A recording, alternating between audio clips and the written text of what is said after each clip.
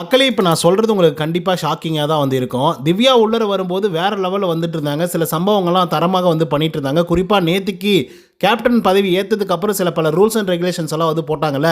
அப்போயெல்லாம் என்னையா இது தரமான வேலையெல்லாம் செஞ்சிட்ருக்காங்க, திவ்யா வெறித்தனமாக பண்ணிகிட்ருக்காங்க அப்படிங்கிற மாதிரி வந்து இருந்தது. அந்த ரூல்ஸில் முதல் ரூல்ஸ் என்ன தெரியுமா? பாடி ஷேமிங் யாரையும் பண்ணக்கூடாது அப்படிங்கிறதான் வந்து பார்த்திங்கன்னா அவங்க போட்ட முதல் ரூல்ஸ்.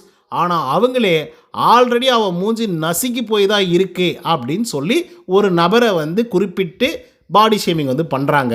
அது மட்டும் இல்லாமல் கனியக்கா என்ன சொன்னாலும் அதை கேட்டுட்டு வந்து சொல்கிறாங்க. அதே மாதிரி சாண்ட்ரா என்ன பேசினாலும் அதை உள்வாங்கி கொண்டு ரியாக்ஷன் வந்து கொடுக்குறாங்க. இதெல்லாம் எங்கே போய் முடிய போகுதுன்னு எனக்கு வந்து தெரியல. ஏண்டா ஆல்ரெடி உள்ளே இருக்கக்கூடிய ஆட்களே ரொம்ப டாக்ஸிக்காக இருக்காங்க, ரொம்ப மோசமாக பேசுகிறாங்க, கடுமையாக நடந்துக்கிறாங்க அப்படின்னு சொல்லி தான் வைல்டு கார்டுக்காக நாங்கள் வெயிட் பண்ணிகிட்டு இருந்தோம். வைல்டு கார்டு அதை விட வைல்டாக வந்துருந்தீங்க அப்படின்னா எந்த விதத்தில் நியாயம் அப்படின்ற லெவலுக்கு வந்து இருந்துகிட்ருக்கு. குறிப்பாக நான் எதை பற்றி பேசிகிட்டு இருக்கேன் அப்படின்னு பார்த்தீங்கன்னா, பார்வதி அவர்களுக்கும் திவ்யா அவர்களுக்கும் மார்னிங் ஒரு பெரிய சண்டை வந்து வந்துச்சு. அதை பற்றி தான் நான் வந்து பேசிகிட்டு இருக்கேன். இதில் பார்வதி மேலே ஏகப்பட்ட தவறுகள் வந்து இருக்குது. அதே போல் திவ்யா மேலே அதை விட பல மடங்கு தவறுகள் வந்து இருக்குது. அதெல்லாம் என்ன அப்படிங்கிறத பற்றி இந்த வீடியோவில் முழுசாக வந்து பார்க்கலாம். ஸோ இந்த வீடியோக்கு போகிறதுக்கு முன்னாடி நம்மளோட சேனலை சப்ஸ்கிரைப் பண்ணாங்க, சப்ஸ்கிரைப் பண்ணிச்சுக்கோங்க. பக்கத்தில் ஒரு பெல் ஐக்கான் இருக்கும், அதையும் ப்ரெஸ் பண்ணி ஹாலில் போட்டுக்கோங்க. அப்போ தான் நாங்கள் அப்டேட் பண்ணுற ஒவ்வொரு விஷயம் உங்களுக்கு நோட்டிஃபிகேஷன் வந்து சேரும். அதை தான் இந்த வீடியோ குறைஞ்சபட்சம் ஒரு 1000 லைக் நான் எதிர்பார்க்குறோம். ஸோ நிறைய பேர் வீடியோக்கள் பார்க்குறீங்க, பட் லைக் போட மாட்டேங்கிறீங்க. ஸோ லைக்கை போடுங்க, வீடியோ பாருங்கள். வாங்க இந்த வீடியோக்கள் வந்து போகலாம். முதல் விஷயம் என்ன அப்படின்னு பார்த்தீங்கன்னா, கனியக்காவை பற்றி உங்களுக்கு நல்லா தெரிஞ்சிருக்கும். அன்பு கேங்கோடைய லீடர் இப்போ தான் வந்து அடித்து துவச்சி என்னென்னமோ பண்ணி இதுக்கப்புறம் குரூப்பாக இருக்கக்கூடாது, நீங்கள் இந்த மாதிரிலாம் செயல்படக்கூடாது, தனித்தனியாக விளையாடணும் அப்படின்னு சொல்லி விஜய் சேதுபதி அனுப்பிச்சி விட்டாப்புல லாஸ்ட் வீக்லேருந்து. பட் இவங்க வந்து பார்க்குறதுக்கு தான் தனித்தனியாக இருக்காங்களே தவிர அந்த மைண்ட் லெவல் எல்லாருமே ஒரே மாதிரி தான் வந்து இருந்துகிட்ருக்காங்க. குறிப்பாக சொல்லணும் அப்படின்னு பார்த்தீங்கன்னா, எஃப்ஜே, கனி, சபரி இவங்க எல்லாருமே உட்காந்துக்கிட்டு ஒரே விஷயத்த ஒரே மாதிரி யோசித்து ஒரே மாதிரி டெசிஷன்ஸ் வந்து எடுத்துகிட்டு இருக்காங்க. சரி, இதெல்லாம் கூட ஒரு பக்கம் வந்து ஓரம் கட்டிடலாம். கனியக்கா அவர்களுக்கும் திவ்யா அவர்களுக்கும் ஒரு கான்வர்சேஷன் வந்து இருக்குது, ஓகேங்களா? அந்த கான்வர்சேஷன் என்னவா இருக்குது அப்படின்னு பார்த்தீங்கன்னா, மைக்கை ஒழுங்காக போட மாட்டேங்கிறாங்க, எத்தனை தடவை சொன்னாலும் இவங்க கேட்க மாட்டேங்கிறாங்க, நீங்கள் தலைவர் தான், நீங்கள் கேட்டால் எல்லாமே கேட்கலாம் அப்படின்ற மாதிரி திவ்யாவுக்கு வந்து கனியக்கா சொல்லிகிட்டு இருக்காங்க. சொல்லப்போனால் என்னென்ன வார்த்தைகளை பயன்படுத்தி அவங்கள வந்து மெஸ்மரைஸ் பண்ண முடியுமோ அந்தந்த வார்த்தைகளை வந்து பார்த்திங்கன்னா சொல்லிட்டு இருக்காங்க கனியக்கா. இதுக்கு ஒரு கட்டத்தில் திவ்யா என்ன சொல்கிறாங்க அப்படின்னா, அக்கா நீங்கள் கேப்டனாக இருக்கும்போது என்ன பாடுபட்டீங்க அப்படின்னு சொல்லி இவங்க வந்து பார்த்திங்கன்னா ரொம்ப பரிதாபமாக கனியக்காவை பற்றி ரொம்ப பரிதாபமாக வந்து பார்த்திங்கன்னா பேசுகிறாங்க. பட் எனக்கு என்னென்னா, திவ்யா வரும்போது கூட தான் அன்பு கேங்கை பற்றி பேசிட்டு வந்தாங்க, எல்லா கேங் சேர்ந்துட்டுருக்காங்க, அதெல்லாம் போட்டு உடைக்கணும் அப்படின்னு சொல்லிட்டு வந்தாங்க. சாண்ட்ராவும் அதுதான் வந்து சொன்னாங்க. ஆனால் மறுபடியும் கனியக்கா கிட்டே இவங்க வந்து அட்வைஸ் எல்லாம் வாங்கிட்டு ரியாக்ஷன் கொடுக்கறது எந்த விதத்தில் நியாயம் அப்படின்றது எனக்கு தெரியல. ரெண்டாவது முக்கியமான விஷயம் என்ன அப்படின்னு பார்த்தீங்கன்னா, வியானாவை வந்து மைக் போடுங்க அப்படின்னு சொல்லி அனௌன்ஸ் பண்ணுறது பிக் பாஸ் வந்து பண்ணார். அதுக்கடுத்து தான் பார்வதியோட மைக்கை போடுங்க அப்படின்னு சொல்லி அனௌன்ஸ்மெண்ட் வந்து கொடுத்தாப்புல. அதுக்கடுத்து தான் இவங்க கனியும் திவ்யா அதுக்கப்புறம் சாண்ட்ரா 3 பேரும் வந்து பேசிகிட்டு இருக்காங்க, குறிப்பாக பார்வதியை பற்றி. ஓகேவா, இவங்க என்ன கேரக்டர், இவங்க என்ன என்ன இப்படியெல்லாம் ரியாக்ஷன் கொடுக்குறாங்க, இந்த மாதிரி பொண்ணெல்லாம் நான் பார்த்ததே கிடையாது அப்படின்னு சொல்லி திவ்யா வந்து பேசிகிட்டு இருக்காங்க. ஆக்சுவலாக நேற்றுலேருந்தே நான் சொல்லிகிட்டு இருக்கேன், திவ்யாவுடைய டோன் வந்து ரொம்ப மோசமாக வந்திருக்கு, ரொம்ப ஹார்ஷாக வந்திருக்கு. கண்டிப்பாக இந்த வீட்டில் அதெல்லாம் பருப்பே வேகாது அப்படின்னு சொல்லி. ஸோ இன்றைக்கி அதுக்கு ஏற்ற மாதிரி வந்து பண்ணிட்டாங்க, ஓகேங்களா? என்னாச்சு அப்படின்னு பார்த்தீங்கன்னா, 2 தடவை வியானாவுக்கு ஒரு தடவை அனௌன்ஸ்மெண்ட் வந்துச்சு, பார்வதிக்கு ஒரு தடவை அனௌன்ஸ்மெண்ட் வந்து வந்துச்சு. அதுக்கப்புறம் வந்து பார்த்திங்கன்னா திவாகருக்கு ஒரு அனௌன்ஸ்மெண்ட் வந்து வந்துச்சு. அனௌன்ஸ்மெண்ட் வந்த உடனே திவ்யா வந்து தலைவர் அவங்களுடைய ரூம் இருக்கு இல்லையா, அந்த ரூமில் வந்து படுத்துட்ருக்காங்க. வந்த உடனே திவாகரண்ணா எத்தனை தடவை உங்களுக்கெல்லாம் சொல்கிறது, சொன்னால் நீங்கள்லாம் போடவே மாட்டிங்களா, ஏன் தான் இப்படியெல்லாம் பண்ணிட்டுருக்கு அப்படின்னு பேசுகிறாங்க. அங்கேருந்து கத்தி பேசுகிறாங்க. ஸோ அப்போ வந்து பார்த்திங்கன்னா பார்வதி வந்து ஸ்டாப் பண்ணுறாங்க. அண்ணே என்னென்ன நீ இந்த மாதிரிலாம் போட்டுட்ருக்க, போடுன ஒழுங்காக மைக்கு போடுன அப்படின்னு வந்து சொல்கிறாங்க. இவங்க கத்தின உடனே இவங்களுக்கு பயங்கர ட்ரிகர் ஆகிடுது, ஓகேவா, பார்வதிக்கு. ஆனால் அதுக்கு முன்னாடியே பார்வதி ஒன்று சொல்கிறாங்க. அதாவது ஃபஸ்ட்டு திவாகரண்ண அப்படின்னு சொல்லி திவ்யா கூப்பிடும்போதே பார்வதி என்ன சொல்கிறாங்க அப்படின்னா, பனிஷ்மெண்ட் கொடுங்க அப்படின்றத சொல்கிறாங்க. பட் திவ்யா வந்து அதை காதில் வாங்கவில்லை. திவாகரை வந்து திட்டுறாங்க, கடுமையான வார்த்தைகளை பயன்படுத்தி. திட்டுறதுனா கெட்ட வார்த்தை மட்டும் கிடையாது, அதை தயவு செய்து புரிஞ்சுக்கோங்க, ஓகேங்களா?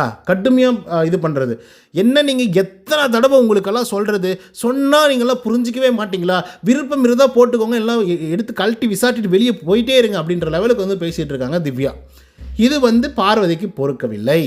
ஏன் நீங்கள் அந்த மாதிரி வந்து பேசுகிறீங்க? அப்படின்னு சொன்ன உடனே வந்து பார்த்தீங்க அப்படின்னா, உடனே திவ்யா என்ன சொல்கிறாங்க அப்படின்னா, நான் வந்து திவாகர் கிட்ட தான் வந்து பேசிகிட்டு இருக்கேன், நான் உங்ககிட்ட பேசவில்லை பாரு அப்படின்னு சொன்னோடனே, இல்லை நான் வந்து உங்ககிட்ட தாங்க பேசுகிறோம், நீங்கள் வந்து பேசுங்க, எதுக்காக அவ்வளோ ரூடாக பேசுகிறீங்க அப்படின்னு சொல்லி பார்வதி வந்து கேட்குறாங்க. இங்கே பாருங்க, நீ என்ன திவாகருக்கு வந்து வாயா, மவுத் பீஸா, நீ தான் அவங்களுக்கு வந்து பேசுவீங்களா அப்படின்னா, ஆமாம் இருக்கட்டும் நான் பேசுவேன், ஆமாம் அப்படின்னு சொல்லி பார்வதி வந்து தெனாவட்டாக பேசுகிறாங்க. இப்போது திவாகர் வந்து தவறுகள் பண்ணியிருக்காப்புல, அதாவது மைக் அப்படிங்கிறது வந்து தெரியாத தனமாக அது நடக்கிற ஒரு விஷயம், ஓகேவா? அதுக்கு இவ்வளோ ரியாக்ஷன்ஸ் கொடுக்கணும் அப்படின்ற எந்த அவசியமும் கிடையாது, அதுதான் உண்மை.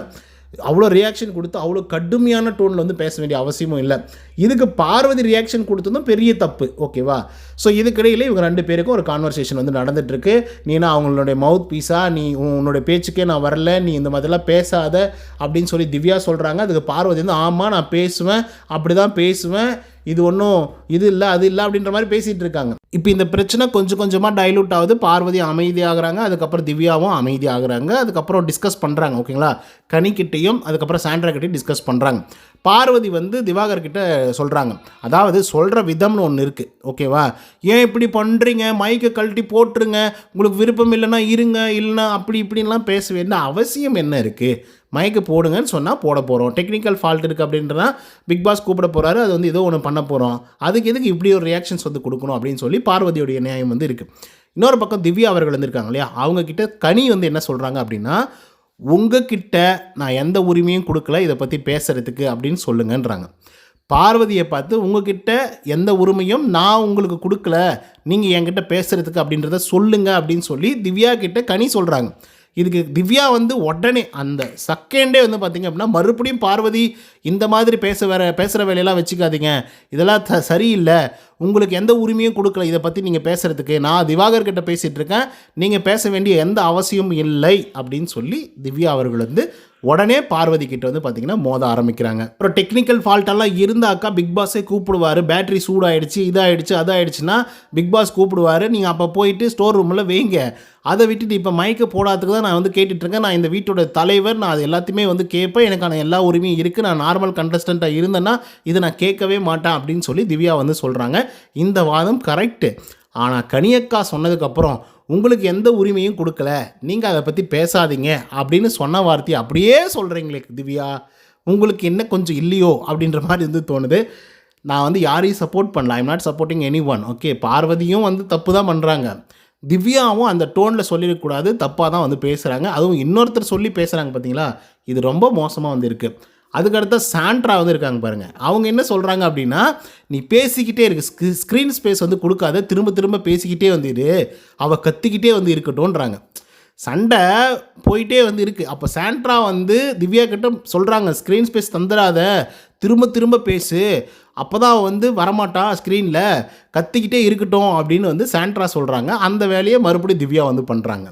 யோ என்னையா இதெல்லாம் உங்கள் நியாயம் அப்படின்ற லெவலுக்கு வந்து இருக்குது. அதுக்கப்புறம் எப்ஜே, சுபிக்ஷா இவங்கெல்லாம் உள்ளர வராங்க. இந்த மாதிரி வந்து ஆயிடுச்சு, மைக்கு போட சொன்னேன், இந்த மாதிரிலாம் பண்ணவே இல்லை, அதுக்கு வந்து பார்வதி வந்து முட்டு கொடுத்துட்டு வந்துட்டுருக்காங்க, நீங்களாம் பேசுகிறதுக்கு எந்த விதமான ரூல்ஸ் அண்ட் ரெகுலேஷன் ரைட்ஸே வந்து கிடையாது, அவங்களுக்காக நீங்கள் ஏன் பேசுகிறீங்க அப்படின்ற மாதிரிலாம் நான் பேசிட்டேன் வா அப்படின்ற மாதிரி திவ்யா வந்து ப்ரௌடாக ஃபீல் பண்ணுறாங்க, ஓகேங்களா? அதுவும் இதெல்லாம் ஒரு பொண்ணா அப்படின்லாம் கேட்குறாங்கங்க. இந்த மாதிரி பொண்ணெல்லாம் நான் பார்த்ததே கிடையாது, வெளியே பார்த்ததுக்கும் இங்கே பார்க்குறதுக்கும் ஏகப்பட்ட வித்தியாசம் வந்து இருக்குது, பயங்கரமாக இருக்குது, கொடூரமாக இருக்குது அப்படின்லாம் பேசுகிறாங்க. அதுக்கப்புறம் எப்ஜே சொல்கிறான், நீங்கள் கேளுங்க, ஓகேங்களா, அவங்கள போட்டு நசுக்குங்க அப்படின்னு வந்து சொல்லும்போது அதுக்கு திவ்யா வந்து என்ன சொல்கிறாங்க அப்படின்னா, ஆல்ரெடி அவன் மூஞ்சி நசுங்கி போய் தான் இருக்குது அப்படின்னு சொல்கிறாங்க. இது தப்பு இல்லை. இப்போது அந்த பொண்ணு இப்போது கருத்து மோதல் பண்ணுங்கள், பாடி ஷேமிங் பண்ணாதீங்க அப்படின்றத அவங்க தான் சொன்னாங்க. கான்வர்சேஷனாக டெவலப் பண்ணுங்கள், வேறு மாதிரி கொண்டு போகாதீங்க அப்படின்னு சொன்னாங்க. இப்போ கருத்தோடு மோதணும்.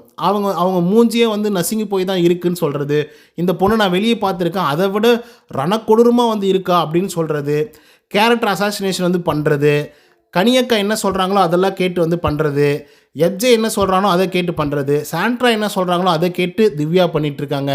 பட் என்ன அப்படியே பயங்கர ரூடாக வந்து பேசுகிறாங்க. இது என்ன நான் சொல்கிறது, என்ன இதை எப்படி நான் எக்ஸ்பிளைன் பண்ணுறதுன்னு எனக்கு வந்து தெரியல. இப்போ நான் இது வந்து பார்வதிக்கு சப்போர்ட் பண்ணி பேசுகிறதா இல்லை திவ்யாவுக்கு சப்போர்ட் பண்ணி பேசுகிறதா அப்படின்னு கேட்டிங்கன்னா, க்ரைம் ரேட் வந்து திவ்யா மேலே தான் அதிகமாக இருக்குது. அவங்க உண்மையாலுமே அவங்க வந்து தலைவர் தான், அவங்களுக்கு என்ன உரிமையும் வந்து இருக்குது.